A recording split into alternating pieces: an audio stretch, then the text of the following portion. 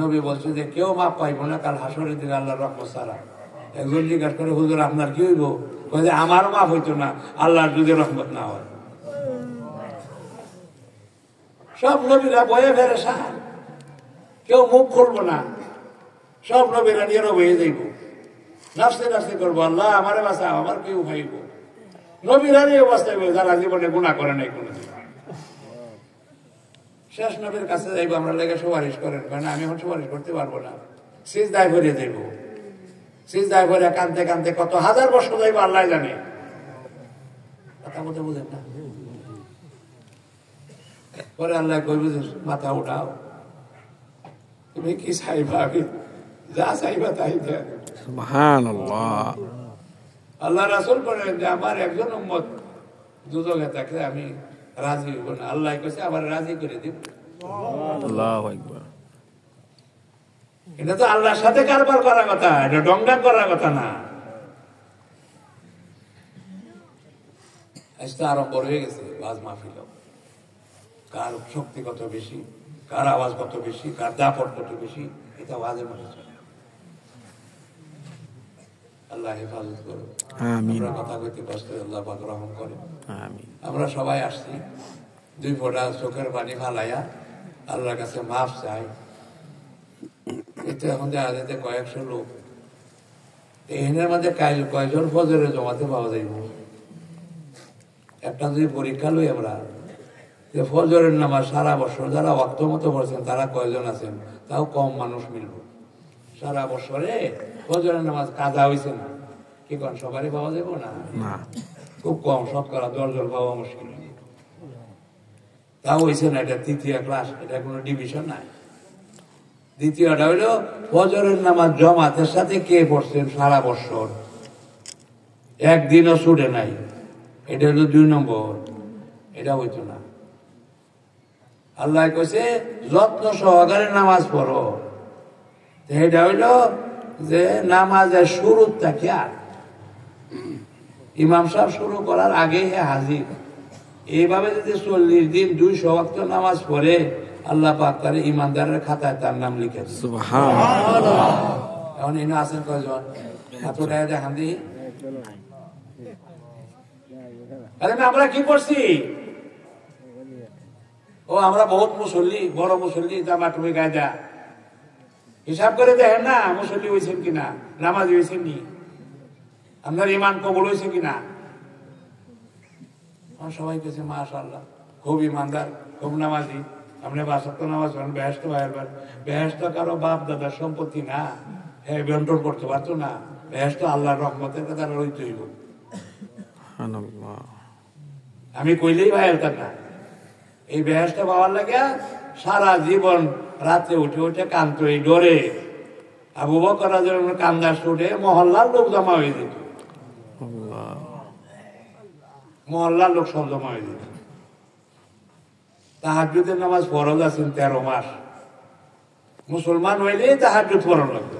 আসল নামাজ তো তাহাজ্জুদের নামাজ। এটা তাহাজ্জুদের নামাজ কয়জন আছে বর্তারে? 2-4 জনের বেশি পাওয়া যেত। কি কন?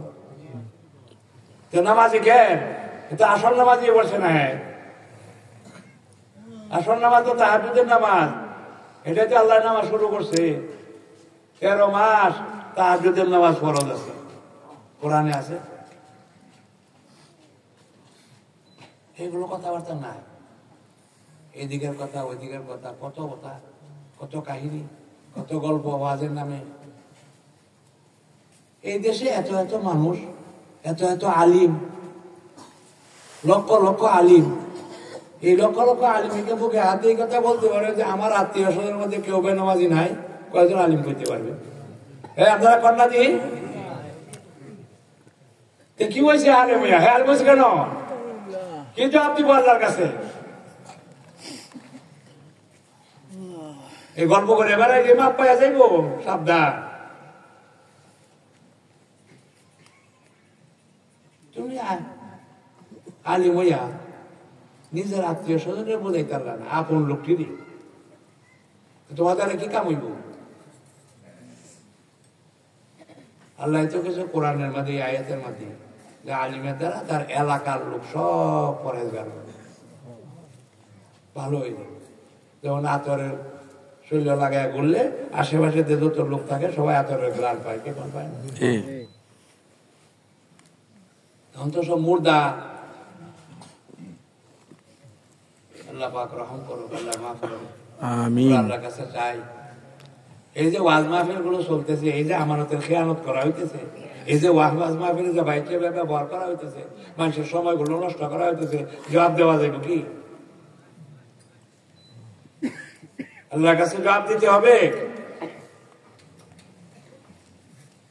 ওয়াজ শোনার পরে যদি ক্রন্দন না আসে, তার অনুভূতি না আসে, তার বিপদ আমাদের কথা মনে বুঝে না আসে, আমি কেমনে মাপ পাই, আমার রাস্তা কেমনে বাইরিব, এই বুঝে না আসে, এ ওয়াজ হইলে কে?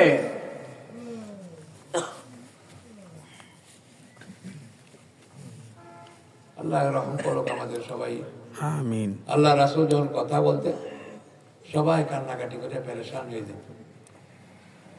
আজান শুনলে কাঁদতো, একদিন জমা ছুটে গেলে 7 দিন কাঁদতো, একদিন তাকবীরুল্লাহ ফৌত হইলে 3 দিন পর্যন্ত কান্নাকাটি করতো। শকিকে বালখি বলেন, আমার তাকবীরুল্লাহ ফৌত হয়ে গেছে, আমার এত কষ্ট, আমার একটা ছেলে মারা গেলেও এত কষ্ট হইল না।